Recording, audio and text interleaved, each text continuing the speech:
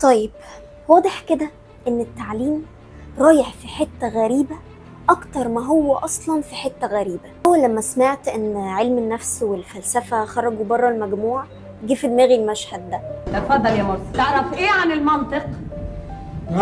وردة فعل مرسي دي وارد جدا انها تكون ردة فعل اجيال كتير جاية، بس هو الانحدار ما بدأش من دلوقتي. الانحدار بدأ لما اختزلنا التعليم في ورقة امتحان وشوية درجات، فكانت السطحية والتفاهة. لما خلينا في حاجة اسمها كليات قمة وكليات قاع، لما خلينا سنة واحدة بس هي الفيصل في مستقبل شخص، لما المدرس بقى ما يتقدرش كما يجب بعد ما كان بيتقال عليه مربي أجيال، لما الوسايط بقت هي سيدة المشهد، ناس ما بتفهمش حاجة في أماكن ما تستحقهاش، وناس موهوبة وعندها خبرة قاعدة في بيوتها، لما الإعلام اللي المفروض هو مصدر تثقيف الشعب بيقول إنه في علوم مش مهمة وإن ينفع نختزل اللغات في شوية كورسات. عايزين بعد كل ده أجيال تطلع شكلها إزاي؟